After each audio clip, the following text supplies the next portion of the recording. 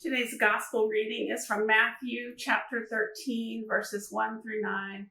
Listen for a word from the Lord. That same day, Jesus went out of the house and sat beside the sea. Such great crowds gathered around him that he got into a boat and sat there, while the whole crowd stood on the beach. And he told them many things in parables, saying, "Listen, a sower went out to sow. And as he sowed, some seeds fell on the path, and the birds came and ate them up. Other seeds fell on rocky ground where they did not have much soil, and they sprang up quickly since they had no depth of soil. But when the sun rose, they were scorched, and since they had no root, they withered away. Other seeds fell among thorns, and the thorns grew up and choked them. Other seeds fell on good soil and brought forth grain. Some 100-fold, some 60, some 30. Let anyone with ears listen." The word of the Lord. Thanks be to God. In fall of 2017, I took Stan Saunders' Parables Exegesis class. Far from elucidating my approach to them, his lessons made the parables even more baffling, until their meanings slipped through my fingers ungrasped. Stan warned us repeatedly about reducing parables to allegories or analogies, particularly the most time-worn analogies, particularly ones where we make ourselves the powerful character or make God the king or patron. Often as we discussed a parable, a classmate would venture, "So how would you preach that?" And Stan would get the Stan twinkle in his eye and reply, "I wouldn't." Or someone would ask, "So how can I write a children's sermon about this parable?" And he would answer, "Parables are not for children." So of course, I approach these stories with a great deal of trepidation and ambivalence. But despite my misgivings, I will attempt to proclaim a word from this parable. The parables are multivalent. At best, we keep all the possibilities for interpretation in the air at once. On the one hand, this parable is simply an agricultural observation. This is what happens with a sower of this sort who finds himself with a field with some variability, who uses the practices of the day, which were to scatter seed first and plow later. This is just how it is. Between rent, taxes, and tithes, farmers could expect only a small portion of their labor to bear fruit for themselves, just as fields are not uniformly bountiful.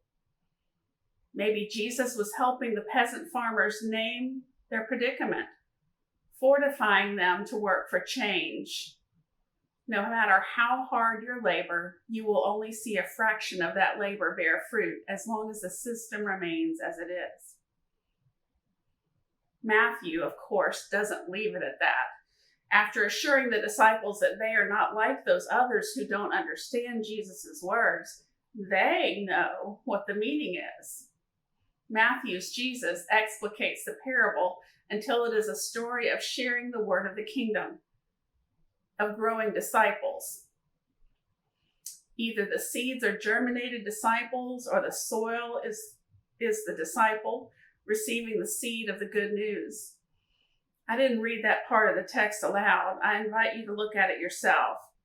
At any rate, this interpretation leads us to think about what makes for good soil and leads us to shake our heads at that hard, packed ground where the birds eat before the seeds penetrate, that rocky soil with its shallow roots, and that thorny soil that chokes out new life. We either become the sower, who at least reached a fourth of his disciples, or we pat ourselves on the back for being the good soil and reflect on how we have received the good news and multiplied it. Church planters sometimes seek out good soil as a condition of investing their labor. My home church in Athens is an example. In 1966, when the University of Georgia was expanding its campus into the east side of town, and professors were being hired at a great rate and settling there, the presbytery saw fit to plant where the soil was fertile. Professors' families in this growing suburban area were a perfect fit for a new Presbyterian church, intellectual and heady, financially fit if not rich, families with children who were looking for community building in a new town. The land donated for their use was prime property for visibility on a main thoroughfare and was green and inviting. The sowers had found a place they knew would yield its hundredfold.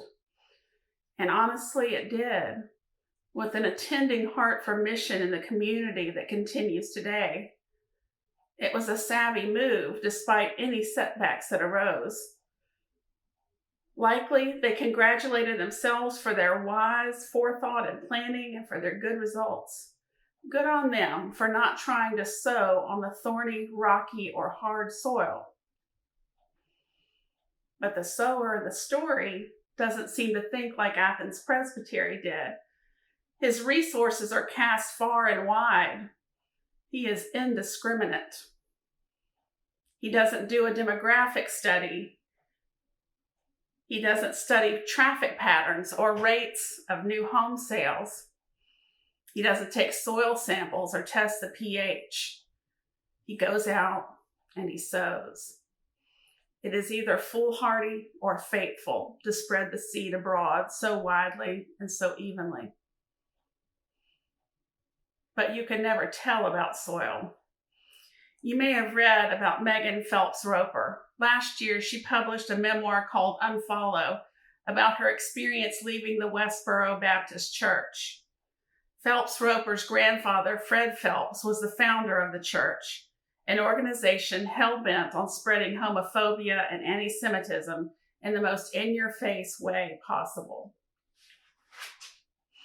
Megan had a sign placed in her hands at the age of 5 before she could even read it that said, "God hates gay people," but used an ugly slur instead. She was raised to take part in demonstrations that spread a message of hatred and intolerance and purported to speak in God's name. At funerals of service members, the church would gather with signs that said, "Pray for more dead soldiers," trying to say that their deaths were exacted for the sins of the nation, sin they identified as acceptance of LGBTQ people and their rights. Outside funerals for the little children of the Sandy Hook massacre, they actually held signs that said, "Pray for more dead kids." They picketed Mr. Rogers' funeral, who they blamed for teaching tolerance to children. Her family was doing all it could to conflate God with hate in a convoluted mission to receive hate back as a sign of their own righteousness. Us against them. We dare you to hate us. It was the oxygen they breathed. Megan was put in charge of the church's Twitter account. It was another platform from which the family could spew hate. It was a bully pulpit, which in their mind could only be elevated by an equal response of hatred. So she sent out messages like, "Thank God for AIDS," and messages that celebrated the death of celebrities, who her family had taught her she should hate for glorifying fornication. Some of the Twitter responses were the sort she expected: angry retorts, statements of disbelief at her worldview. But some were simply curious. How does it feel to be hated when you pick it? People she targeted engaged with her about movies and music. One of the Jewish people she taunted discussed the Hebrew scriptures with her, with knowledge of the original language, to which she gave a grudging respect. She began using humor more and becoming truly interested in the people with whom she communicated. In the end, it was the curiosity and compassion of strangers that reached the hard-packed soil of Westboro Baptist Church and liberated Megan and her sister Grace, who became convinced that their family's mission of hate did not hold the life-giving promise of the outside world they had so feared and battled. Her heart was softened by gentle curiosity and compassion. Think of it. Twitter softening a heart full of hate. What power there is in human connectivity. It is an extraordinary story. Megan and her sister Grace courageously escaped from the Westboro compound. Megan ended up marrying one of her Twitter followers. Recently, she told her story on an episode of Nadia Bolz-Weber's podcast, The Confessional. She told about meeting the mother of one of the Sandy Hook shooting victims whose funeral she had picketed. She expressed her sorrow and regret to this grieving mother and was forgiven. The soil Megan Phelps Roper grew in was arid. Its only fertilizer was hate and an insular sense of superiority. And yet the sower sowed even on that ground, and the bitter, acidic soil brought forth fruit. I'm not convinced that the parable's lesson is to only plant where you can expect an easy growing season from good, rich soil. Even the part of the parable that talks about the birds coming and eating up the seed on the path doesn't pronounce death to the seed. Birds are famous for eating fruit and seeds they cannot fully digest and then pooping them out somewhere else with softened holes and a coating of fertilizer, making them thrive in a nearby environment with less crowding than the one in which they originally fell. The hard-packed soil of a path makes it easier for the birds to retrieve their meal and makes the seed they eat thrive better than if it had not been eaten. Seeds grow in the cracks between pavement squares. Plants even rise through asphalt. Plants' roots rearrange stones. When the life force in a seed or bulb or runner is strong enough, they live despite conditions that spell terrible odds. Seeds that grow where we think they should not increase the biodiversity, feed animals, and give birth to more seeds. Hundredfold crops are in their own way unsustainable. Fields of a single plant eventually rob the soil of nutrients over time and require fallow years or different crops to replenish the soil. Your soil is not your destiny. The Nazi slogan, blood and soil, which is repeated by neo-Nazis today, holds that ethnicity is based on blood descent and the territory one maintains. It supposes that a racially defined national body, white and Germanic Nordic, bound to fertile land, was an ideal that would counter and overwhelm the diverse urban, read Jewish, culture. This dog whistle made a virtue of a particular sort of agriculture and promised growth and dominion of Germany into Eastern Europe and beyond. 100-fold increase. The ideal peasant class was an imaginary construct.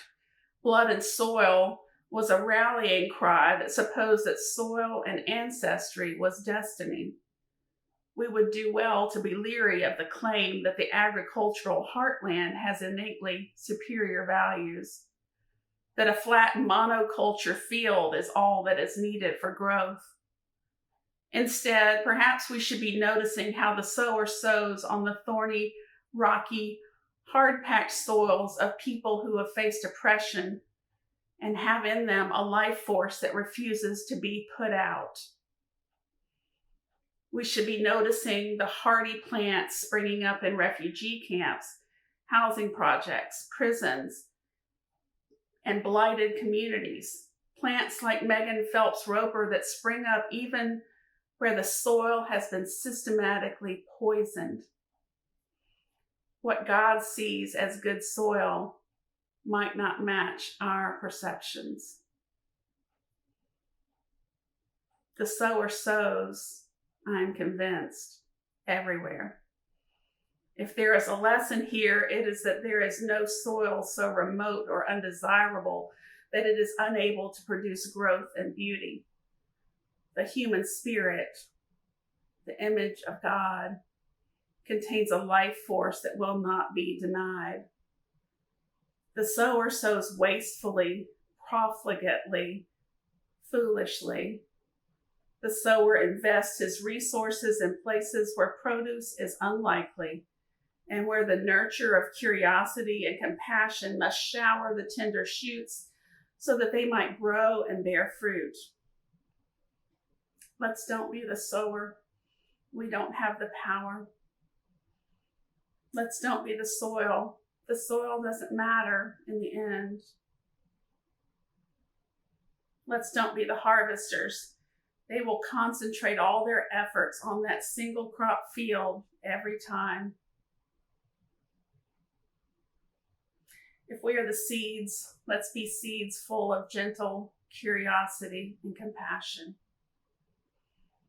Let's stake our own survival on the plants that grew from seeds birds pooped out. Let's take root in unexpected places alongside hardy and diverse plants. Let's depend on the thready, tough stalks that grow tenaciously from the cracks in the sidewalk for our own pollination and growth. Let anyone with ears listen. Thanks be to God. Amen.